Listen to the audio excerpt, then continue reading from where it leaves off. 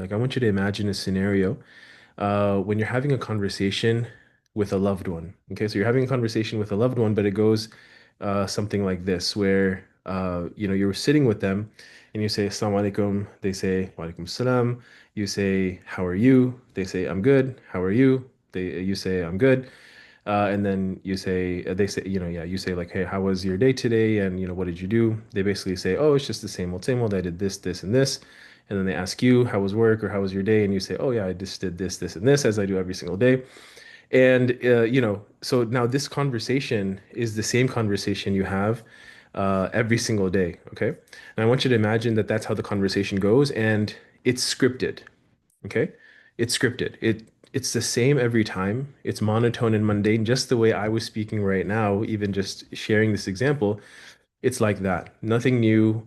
And let's just assume that you understand what you're saying and what they're saying, okay? But you just tune it out. Whatever's being said this conversation, you just tune it out because you already know that nothing's going to change. There's no excitement. It's really, really boring. There's no connection even, and it's not engaging, right? Now, on top of that, okay, on top of that, in this scenario, I want you to imagine that you have to have this conversation every single day. Okay. So the conversation, you're not able to change it. It's actually the same thing every single day. With all the qualities that we just mentioned, it's monotonous and mundane and repetitive, and there's no excitement, no nothing new, right? It's the same every single day. It's scripted. Okay. I want you to remember that word, that it's scripted. But now, on top of all that, you have to do it. It's a must, right? It's like a life or death if you don't do it. So what a sort of dreadful situation that would be if you had to do that, right? And who would want to do that, right? So you don't want to do it, but you actually have to do it. You're kind of forced into doing it, but you don't want to do it because who would want to do something like that, right? And if it was up to you, you would have already stopped. You wouldn't have kept doing it if it was up to you, but you just keep doing it because it's kind of a life or death situation. If you don't do it, you're going to have a pretty, bad consequence, right? And so you just do it to get it done. Okay. So this situation, although hypothetical, may sound familiar to all of you, each of you, which is that this is the situation, unfortunately, for the vast majority of us with our salah, with our time to connect with Allah, with our time to meet with Allah, right? It's scripted. Our salah is scripted. And today, God willing, we are going to make it unscripted. Okay. And I'm going to put this in the chat. I know this is atypical, and I hope that in the future sessions I'm able to put together some slides if I have time. But essentially, this is what we're going to do today, right? We're going to customize our connection. We're going to personalize our prayers, even though I don't prefer the word prayer for salah, but I just had to come up with two P's. And we're going to maximize our meetings with Allah, inshallah. So that's what we're going to be doing today, inshallah. So I hope you guys are ready, inshallah. And let's jump into now each of the 10 points. So, did that, I mean, before I continue, I mean, did that, just in the chat, you can let me know, did that scenario, like imagining the hypothetical, I mean, does that sound way too familiar to the way we experience Salah nowadays on a daily basis? You can answer honestly.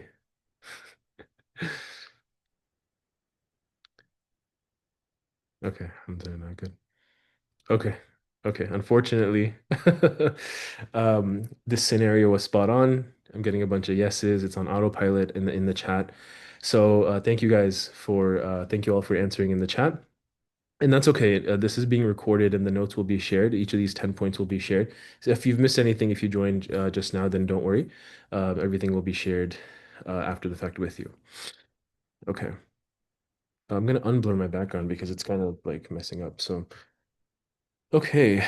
All right. So now let's get into each of the points. So I just want you to keep that in mind. Our salah is scripted, and the goal today is to make it unscripted. Okay. Uh, yeah. I had a funny thing I was gonna say, but as a joke, I was gonna say, let's make salah great again. But I'm probably cut that out of the recording. But if you know, you know. All right. Okay. I also want to mention as we begin these 10 points that remember that these are not meant to be applied to every single salah.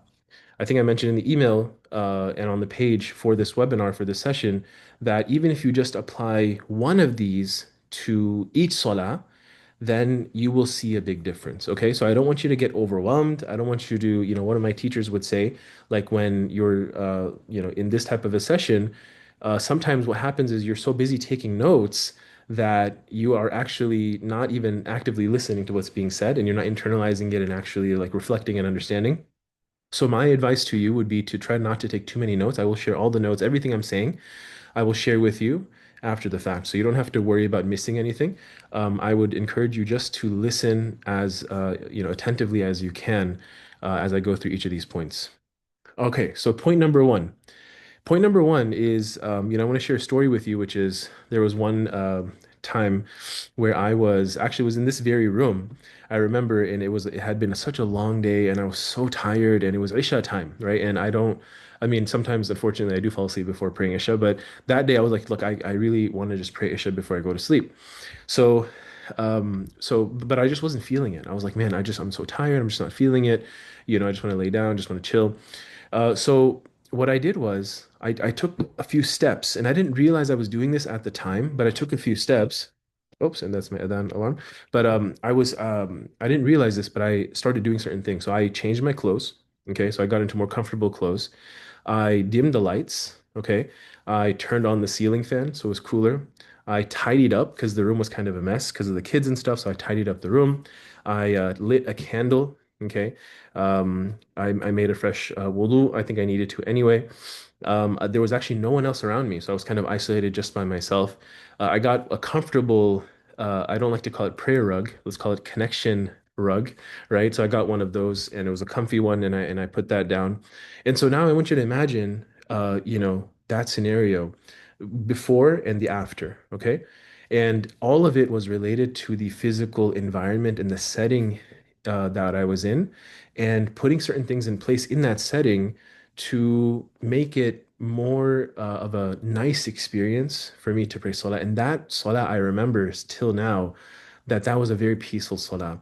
And I felt connected and I felt like, focused because I had taken these steps, right?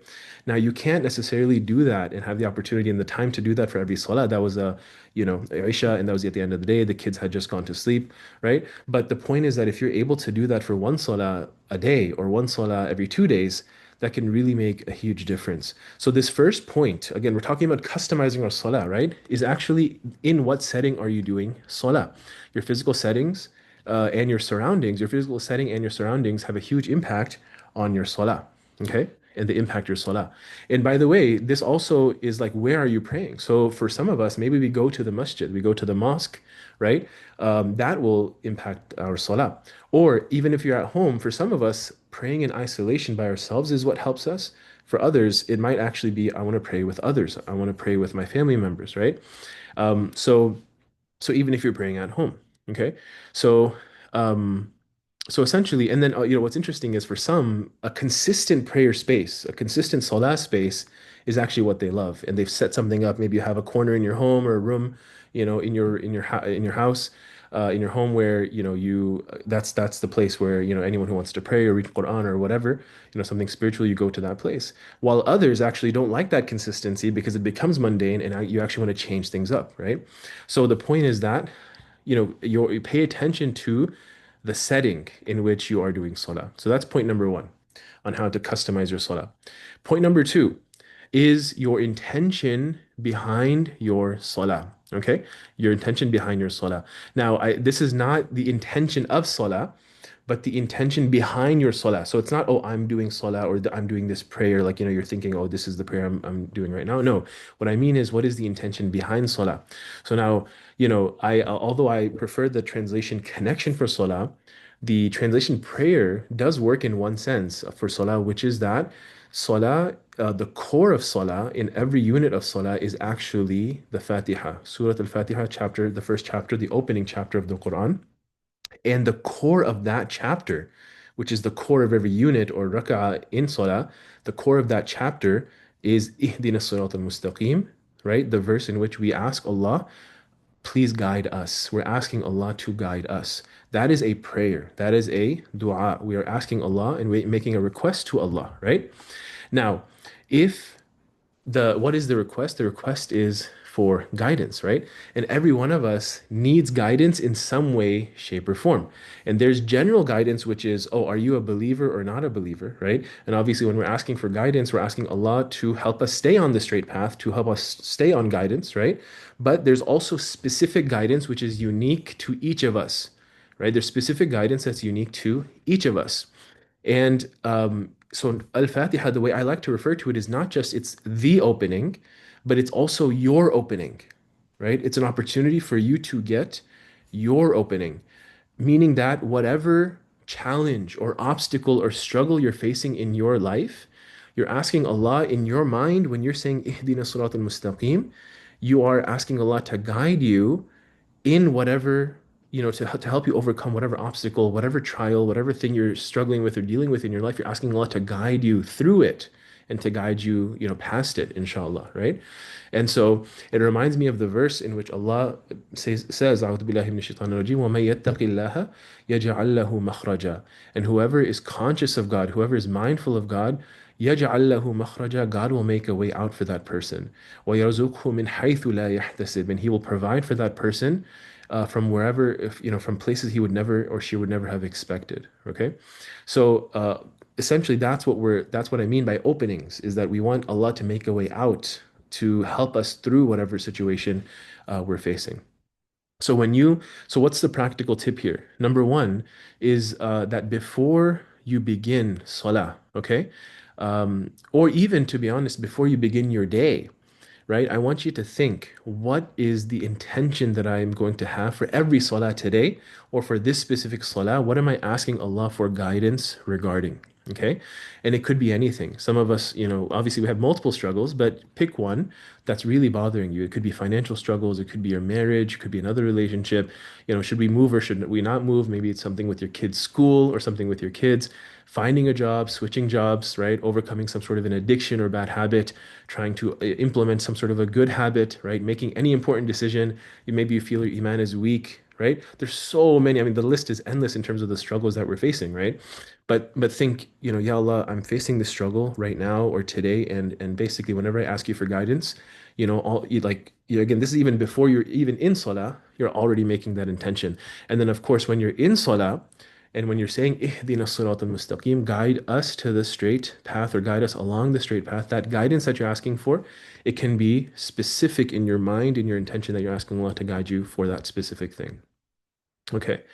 So I hope that that makes sense. And of course, for us, it's not just that we're asking, but as part of asking, we know a part of it is praising God, right? So the etiquette of dua, the etiquette of asking God is not to just go straight into the ask, right? And this is how even human relationships work, right? You lead up to it. And that's why we say, Alhamdulillahi Rabbil Alameen. All praise and thanks belong to God, the Lord of everything that exists.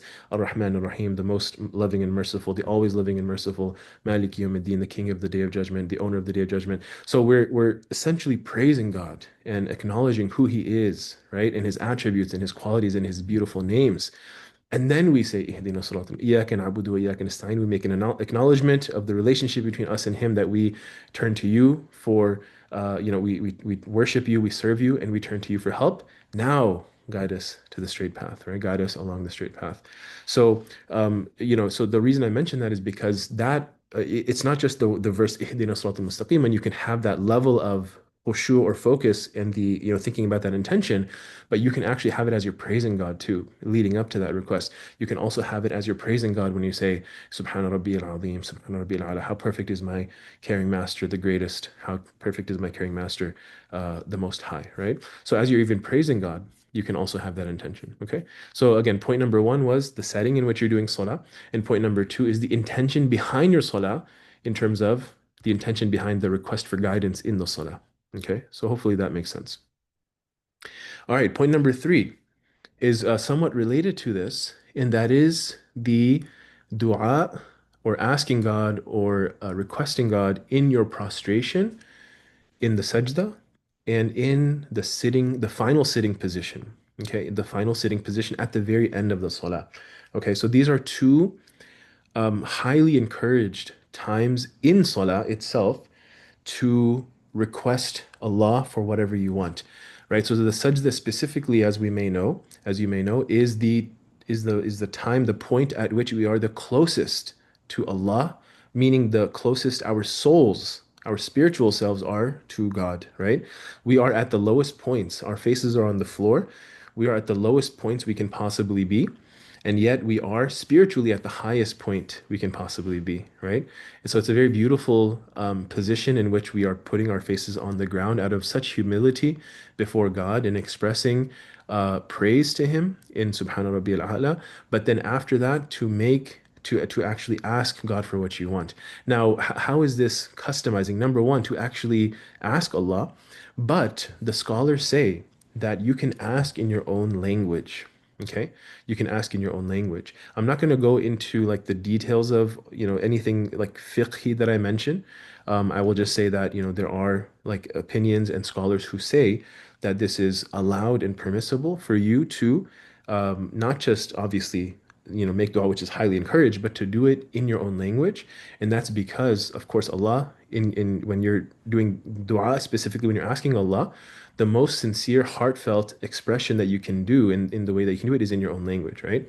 It's very difficult to do that in a language that's not your first language or your main language or a language that you don't understand, namely the Arabic language. That's why, sometimes, people say that, oh, recite these du'as. Like it's kind of paradoxical because du'a is meant to be like from the heart. And so it's like recite these du'as. It's like you're just kind of like, just kind of reading something when it's supposed to be coming from the heart, not just from the tongue, if that makes sense. So, yeah, so like, so ask Allah and do it in your own language. And this applies both to the prostration when you're doing sajda and to the final sitting position at the end of the salah. Often we see people saying, hey, after salah, after you do the tasbih, right, subhanallah, alhamdulillah, Allahu Akbar 33 times each, etc., that they say, hey, then you do, then you ask Allah. But from the prophetic tradition, we see that within the salah, at the end of the salah, before you actually finish the salah, that's actually strongly, strongly encouraged before you complete the salah. And of course, still doing it after the salah, but within the salah, these are two times where you can ask Allah, and that will customize your dua, especially if you're doing it in your own language. Okay, so that's the first three, right? Number one was the setting in which you're doing salah. Number two, the intention behind your salah when you're asking for guidance. And number three, dua, asking Allah in the prostration, in sajda, as well as in the final sitting position before you complete your salah. Okay, so hope we're all here still. Hope that these points are helpful and practical. That's what I'm trying to do with these is to make them very, very practical and easy to apply for you. And I hope that's been the case with the first three. Okay, let's move on to number four. And like I said, I'll be sharing this list with you all, so don't worry, like all of this will be. And one thing I can do for your convenience, actually, just really quickly, and I'll do this after each point. And feel free to leave your comments and questions in the chat as we're going. But what I'll do is I will post or paste, sorry, these at least these first three. Maybe after each three, I'll just paste them, just so that you have them, inshallah. Okay. Okay, so those are the first three. Okay, so in what setting, the intention, and then the dua within those two positions. All right, let's continue. Just give me a quick yes if you're still with me. Hope that this is good so far. Hope that it's helpful and practical and beneficial. You guys, um, okay, awesome. Good. Thank you. Okay, alhamdulillah. Okay, let's continue then. Thank you so much. Point number four, the fourth way to customize your salah is that you can keep your eyes open or closed. Okay? You can keep your eyes open or closed. And, I would encourage you to change it up.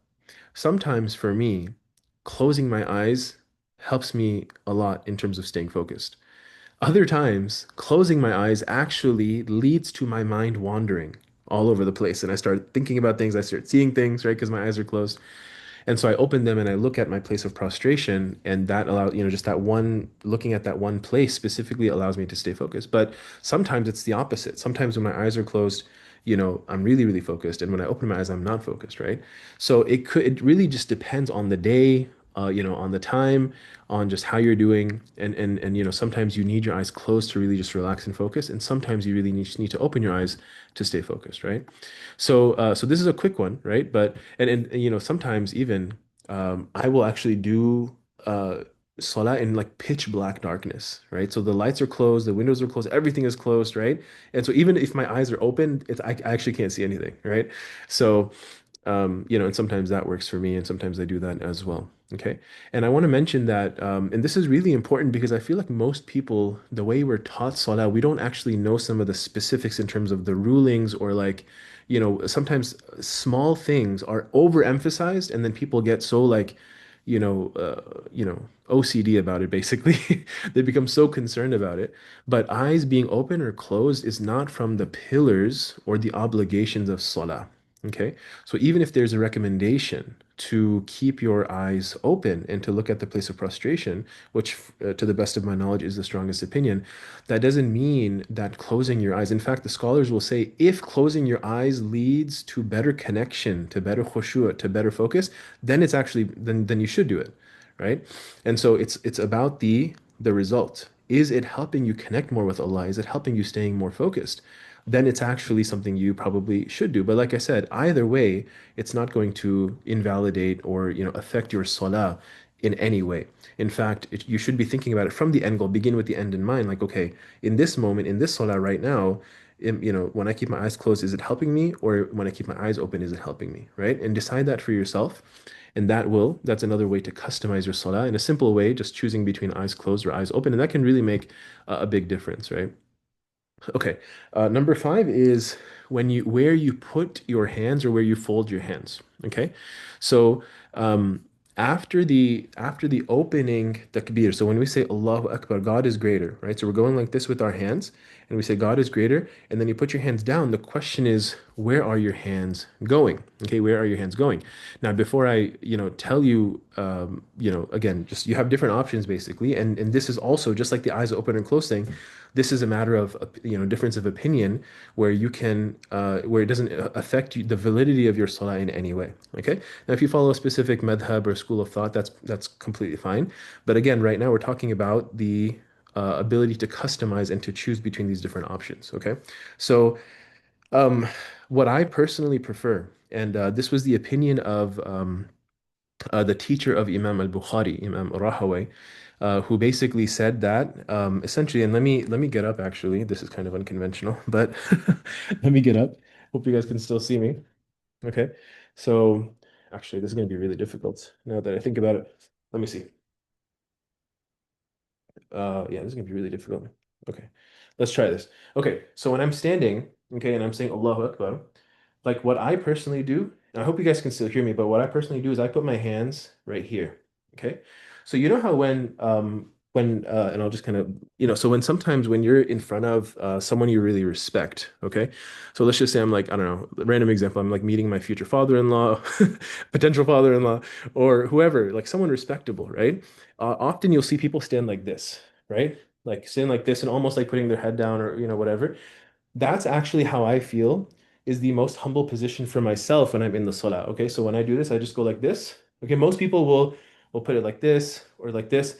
I actually put it like under the navel like this, and I hold my wrist like this or like this, and I feel like that's the most humble position for me. And that's actually what the teacher of Imam al-Bukhari said as well, is that he felt that that was the most humble position because you're basically just completely down and you're just kind of like standing like this, right, with your head down and your arms just all the way down, right? So there's a certain level of like humility that I feel in that position. I've tried like, higher on the chest or like above the navel or on the navel and then below the navel, which is the one I just showed you.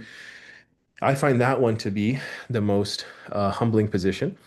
But of course, you actually have four options. So the first option is on kind of the chest type of area, right? The torso area, you could say. And then kind of the navel, like around the belly button area. Then under that, which is under the navel, that's the third. And then the fourth is to actually leave your hands to your side. So you actually don't fold your hands, but when you say Allahu Akbar, you just put them straight down and you just stand like that. And that is the Maliki opinion. That is one of the opinions in the Maliki madhab school of thought. But again, even the folding of the hands themselves, putting aside where you're actually putting them, even folding them in the first place is not an obligation or a pillar of the salah. It's more of a recommendation, a sunnah, and an encouragement. But again, so you have these four options. So sometimes I will put them like that. Sometimes I'll put them to my side. Sometimes I'll put them a little bit higher. But my most common position is the one I showed you, which is below the navel. I just feel like that's the most humbling position for me personally. And I didn't even know the opinion of the teacher of Imam al-Bukhari until later. So I was already doing this, and then I was like, oh wow, like yeah, that's what I do. So so this is another way that, the way you're standing and the way you're like, again, you just want to like imagine that you're standing before God, right? I almost sometimes like I imagine myself like in this like dark area. Like I'm like closing my eyes. I'm standing in that way, and I'm actually looking at myself standing the way I'm standing from a distance, but it's all dark, and in front of me is just like light, right? And it's almost like I'm just like, it's just me and Allah basically. And this is a sort of visualization that's sort of happening.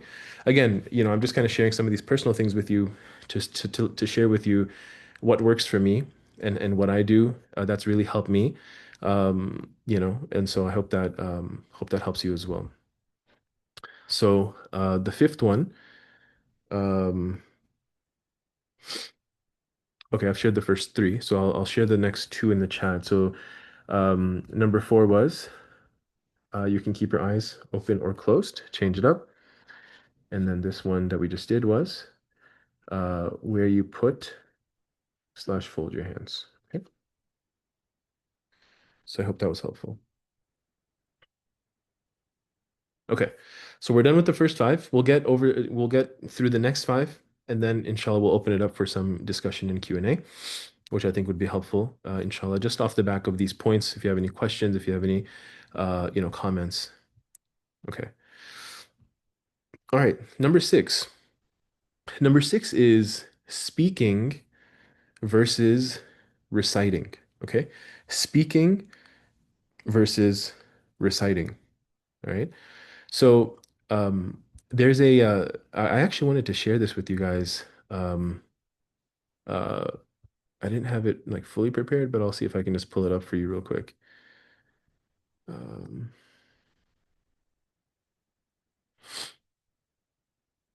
yeah, give me just 1 second here. I'm going to share this on my screen. I can't help but share this on this point. So speaking versus reciting. There's a there's an organization, Celebrate Mercy, who does like a program every Friday, and they recite Surah Al-Kahf, and then they have a lesson with a teacher, just kind of a reminder. So I'm going to share with you what this one teacher did when he actually, we normally have a reciter, and then there's another teacher who does the lesson, but he actually ended up doing the recitation and the lesson because the reciter wasn't available that day. So I just want to show you, and let me know if you can hear this, by the way. I'm going to play the video. Please let me know if you can hear it. But I mean, inshallah, as we go through. Now I can see you've got slide. So if you can let me know in the chat if you can hear that. That way, it's just going to be like 1 minute. Could you hear it when I played it? I hope you could. Okay. Yeah. Okay, good, good. Thank you. I'm just going to play it now. It's up. And as we go through, inshallah, you'll be able to see the meaning as well. All right, but listen to the recitation and see how. Can you guys in the comments? Oh, don't I? Let me know. So inshallah, yes, we'll begin with the recitation of Surah Al-Kahf. For those of you, I don't know whether you guys have heard of a Quran flex. Quran flex is where you ask the audience what qira'ah they would like to hear it in, what maqam they would like to hear it in. But we're not going to do that, and I'm not capable of doing that. I won't do any of that. But I'll do it slightly differently, perhaps the recitation of the surah. And Allah knows best. This is probably more akin to the way that the surah was recited actually in the time of the Prophet sallallahu alaihi wasallam. Okay, and you'll see. Okay, so he's essentially saying that the way he's about to recite, which is not what you would call recitation typically, he's about to do that for Surah Al-Kahf. So I just want to play a portion of that real quick for you. هؤلاء قوم اتخذوا من دونه آلهة لولا يأتون عليهم بسلطان بين فمن أظلم ممن افترى على الله كذبا. وإذ اعتزلتموهم وما يعبدون إلا الله فأووا إلى الكهف فأووا إلى الكهف ينشر لكم ربكم من رحمته ويهيئ لكم من أمرهم مرفقا. So you can see, this relates to this point that I'm trying to make. This is point number 6 and how you can customize your salah. Speaking versus reciting. Okay. Now, we are encouraged to recite. Okay. But what I would encourage you to do is, just like when we speak to each other when we're conversing, right? I want you to almost speak like that to Allah. Okay. And to recite Allah's words like that. And we rarely have heard this or do this, right? But imagine instead of reciting Alhamdulillah, what if you said Alhamdulillahi Rabbil Alameen, Ar-Rahman, Ar-Rahim, Maliki Yawmiddin. Like you're actually talking and speaking and expressing like you normally do. Okay? So try that. And even when you recite, obviously that's Fatiha, that's the Quran, but when you say, قُلْ هُوَ اللَّهُ أَحَدٌ اللَّهُ الصَّمَدُ, right? And on and so on and so forth. And you're sort of speaking the words instead of reciting the words. I think that you might find that it comes out more naturally and it just allows you to experience more connection. Okay. And by the way, this doesn't just apply to Quran in Salah, but even outside Salah. Try this, and you might find it to be more of a meaningful and heartfelt experience. So that's a simple one, speaking versus reciting. I do this sometimes myself as well, and I personally do find it to be helpful. Okay. Number 7. Okay. Loud versus quiet. Okay, loud versus quiet. So as you probably know, again, I don't know who's in the audience. So I don't like it when people say, oh, sometimes khatibs, those who are giving the khutbah on Friday, they'll say, as we all know, right? As we all know the story, we all know this, we all know that. And I'm like, actually, I didn't know that, and I'm sure many others didn't know that. So, but so as we may know, right? As we may know that there are loud prayers and quiet prayers. So, Fajr, right? The morning prayer, and that's 2 units, and then you have the Maghrib, which is the evening prayer, which is or you can say early night prayer. That's the first 2 units, right, of that 3 unit prayer, so, or Salah, and then the Isha prayer, the first 2 units of that Salah. Those um, those are the loud prayers. You could say the loud salah where you recite out loud. Okay. Now, when you're praying by yourself, right? When you're doing salah by yourself, you have the option. You have the option essentially to either like very quietly whisper what you're sorry, let me distinguish. So again, with the loud prayers, you have the option to recite loudly, or you have the option to decrease the volume, okay, to a point where basically like you can only hear it, or if someone is very close to you, they can hear it, right? So you can either do it for the loud prayers, Fajr, Maghrib, Isha, right? The first 2 units of each of those. You can either do it loudly, just the way you hear at the mosque, and normally it's done loudly, it's a loud prayer, or you can decrease it to where it's almost like a quiet prayer, okay? And on the other side, the 3 quiet prayers, Dhuhr, Asr, and sorry, the 2 quiet prayers, Dhuhr and Asr, those two you can do them almost like quietly where you're whispering, where only you can like you're basically literally just whispering. Even someone close to you probably can't hear you then. Like you're very quiet.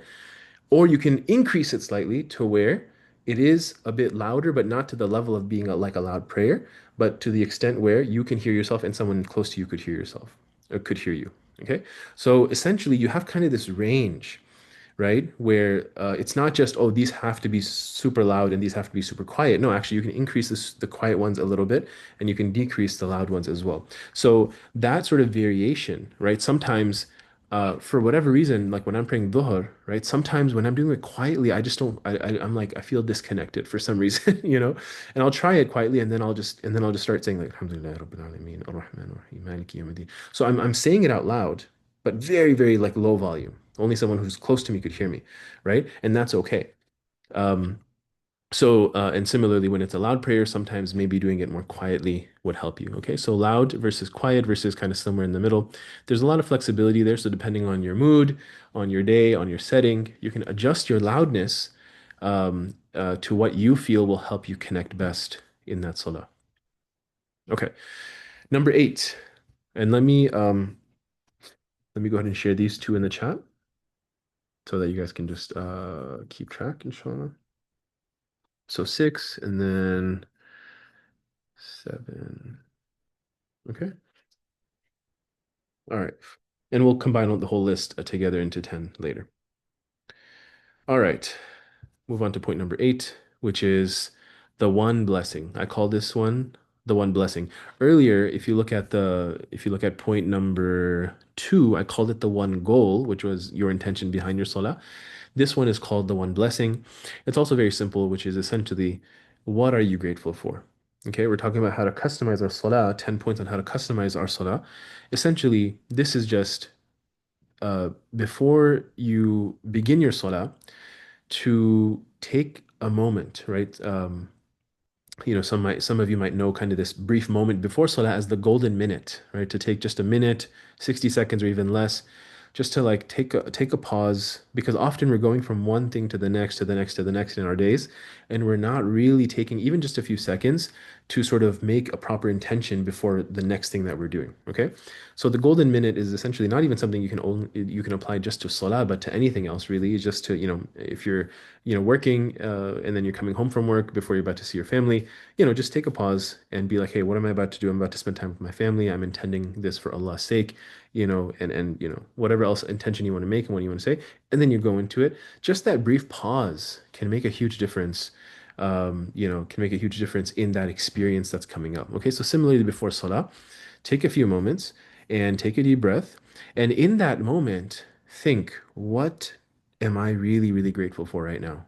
What do I want to praise Allah for and express gratitude for and thanks for and appreciation for and love to Allah for? What blessing am I going to choose for this salah? Okay? And and literally the entire salah is just you thinking, I'm so blessed and I'm just, just in awe of Allah and just thankful to Allah just for this one blessing. Okay? Um, so it could be that, for example, you were sick. Okay, so you went through some sort of a sickness for a few days and now you're healthy again. And on that day, right, it can be applied to all the salah for one day or just a specific one salah. But you can say, you know what, Ya Allah, I was so sick and I was feeling miserable, and you gave me health back, and I'm recovered now. I'm so thankful for you. And I, and so now in that salah, that's sort of internally in the back of your mind, and it really does affect the way you speak to Allah, the way you stand before Allah, the way you express yourself before Allah, right? It really changes the whole experience. Just this mindfulness and this gratitude, this attitude of gratitude, as they say. So this one is called the one blessing. And essentially, this can be done similarly to the one goal. It can be done either at the very beginning of the day, and that, hey, all my salah today, I just want to express gratitude to Allah for this blessing.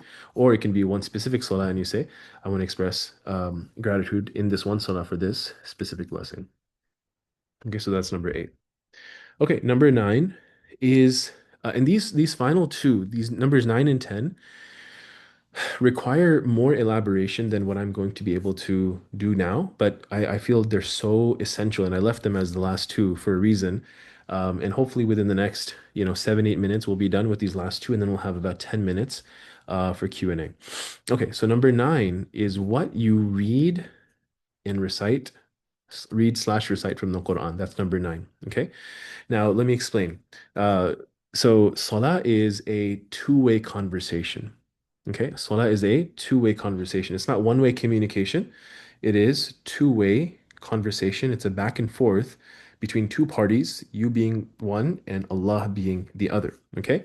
Now, it's really important to understand that salah is, we talk about salah as connection, but it's also conversation. Okay. And, when, like I said earlier, when we are asking Allah for guidance in Surah Al-Fatiha by saying, Ihdina Sirat al-Mustaqim, Allah is responding to that request through the recitation of Quran, which is guidance, right after that request, right after Fatiha, right? So whatever we choose to recite or to read from the Quran after the opening chapter, the Al-Fatiha, that is Allah's response, Allah's words and Allah's guidance. Because Allah says about the Quran, Hudal linnas, in the verse of Ramadan, Shahru Ramadan alladhi unzila fihi al-Quran, Hudal linnas, right? And in many other verses, Allah talks about the Quran, Allah refers to the Quran as Huda, is as guidance, okay? Now, like we said, that we need His guidance constantly, right? We need His guidance constantly. And so the reason I say that is because the way we sometimes treat the recitation of Quran after Surah Al-Fatiha is as though we don't need his guidance. I'm sorry to say, right? The way we recite, if we can even call it recitation, of the surah or of the verses after Al-Fatiha, the way we go through that, at the pace at which we go through that, at the speed at which we go through that, at the lack of connection at which we go through that, right? It's like, are we even taking God's guidance seriously, right? Because we've just asked Him, hey, Allah, we need guidance, right? I need guidance in my life for this issue or that issue, and guidance in general. And then Allah is like, yeah, here's my answer, but you're basically just flying through the answer as though, like it's not that important. And so, most of us essentially, most believers, what we'll do is we'll recite Surah Al-Ikhlas, right? Qul huwallahu ahad, or Surah Al-Kawthar, right? Or Surat Al-Asr, right? Wal-Asr, or Inna a'tainaka al-Kawthar. So these are the three most commonly recited surahs, and that's because they're the shortest. Probably many people have memorized them, and it's just like it's going back to that whole thing. Remember, I said at the very beginning, I should have mentioned this throughout, but Salah is scripted for most of us. Salah is scripted, and we want to make it unscripted. We want to make it customized and personal and natural, right? And hopefully, all of these points, in some way, you realize how it would lead to that result in making it more natural and customized and personal, right? And similarly with this, right? It's just scripted. It's like, hey, all right, which one of the three are we going to choose today? In fact, there's three short surahs, right? These three that I mentioned, and you have two rak'ahs in each of the prayers throughout the day, at least two. So, 2 units of prayer, and you have to choose one in each prayer. So basically, it's like, okay, which two of the three am I going to select this time, right? So which two of the three, and that's it. And there's not much more than that. And what's sad is that even the recitation of these three are very powerful chapters of the Quran. Surah Al-Ikhlas, Surah Al-Asr, Surah Al-Kawthar are very, very powerful chapters, especially Ikhlas and Al-Asr, right? Al-Kawthar requires a bit more context, but the point is that, like, even if we just slowed down and recited just these three short ones meaningfully, it would make a huge difference. Okay, and it reminds me of a story. I'm sure you guys have maybe heard this story before, which is it's just kind of a made up story, but there was a king, right, in a town, a king who basically said that everyone in the kingdom has to memorize a surah based on their name or their family name. Okay, so a person whose name is Ibrahim was like, we have to memorize Surah Ibrahim. Another person, Surah Muhammad. Okay, I'm gonna memorize Surah Muhammad, and so on and so forth. So there was a man whose name was Imran. And Surah Ali Imran is one of the longest surahs or chapters in the Quran.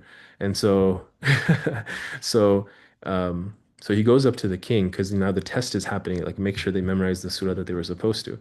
So the king says, okay, what's your name? And he says, oh, my name was Imran, but I changed it to Gothar. So my name is Gothar. And they never recite Surah Al-Gothar. So I remember the first time I heard that story, I started cracking up a lot. Anyway, um,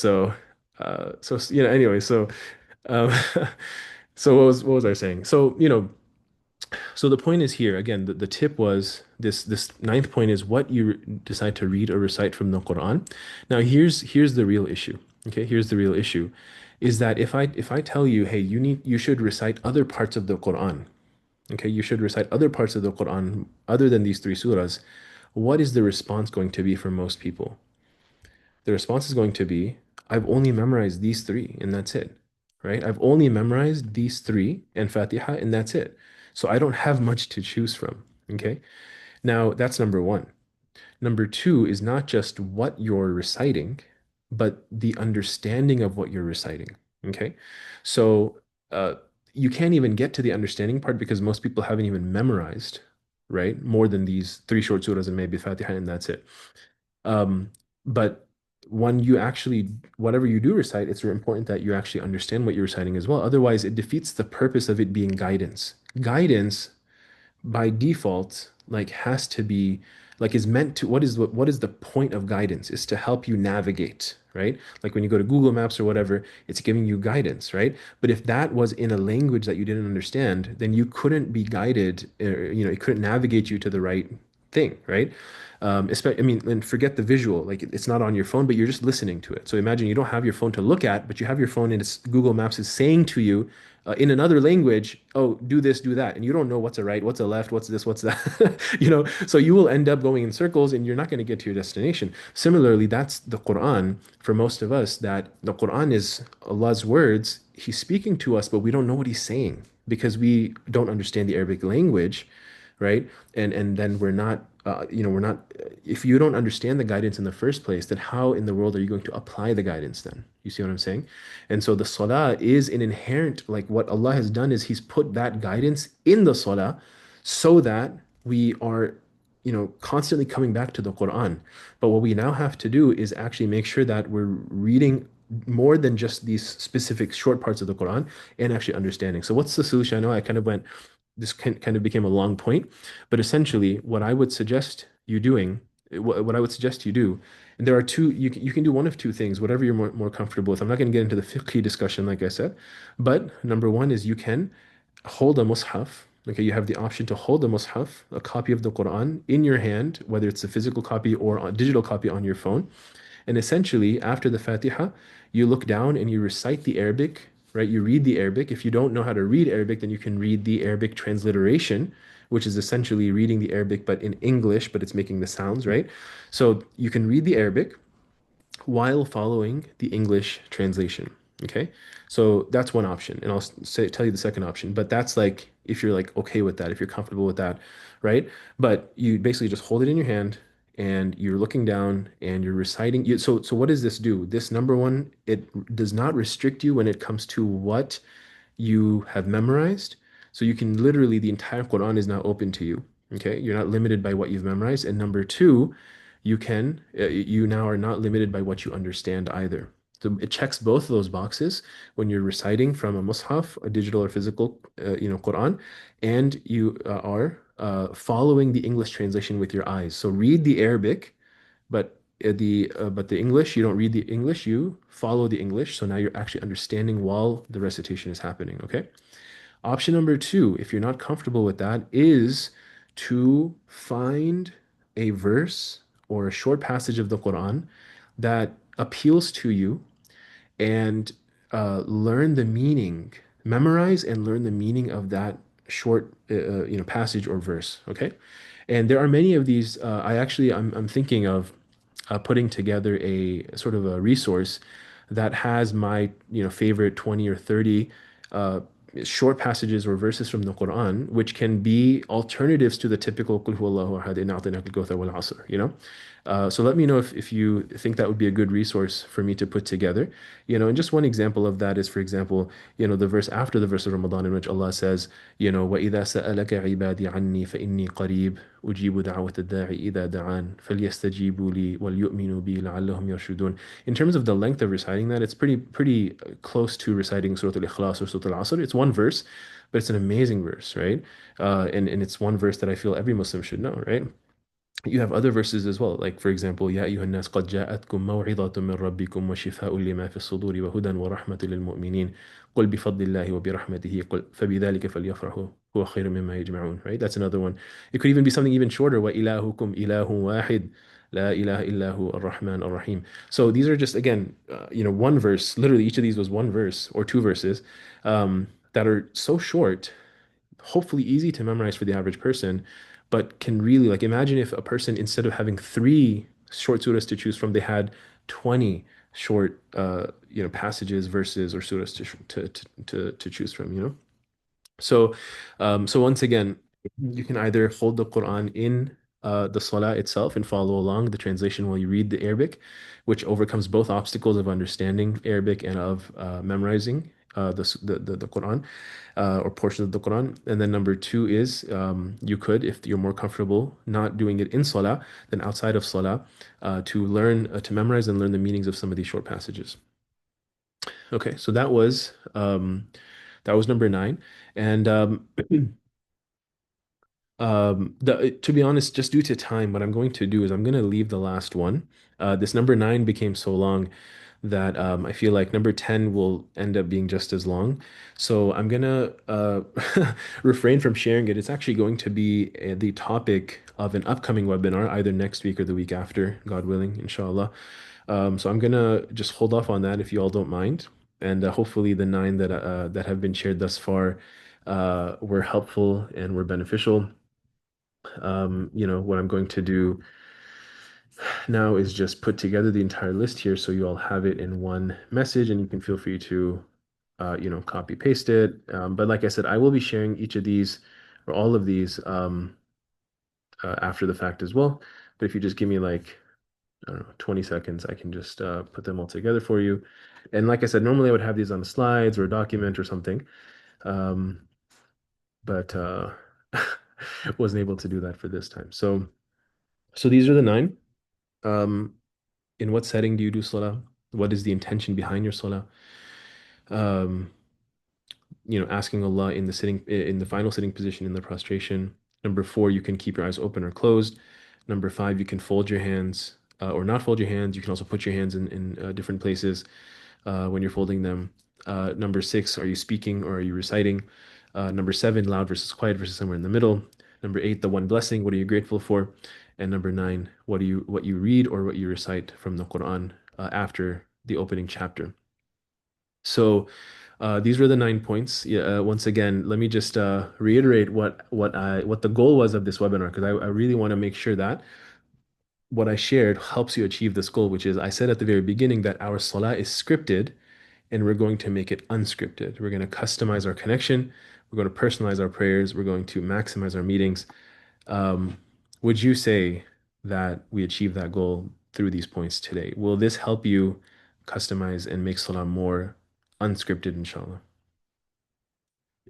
Give me a yes or a no in the chat, or a maybe in the chat. Okay, alhamdulillah.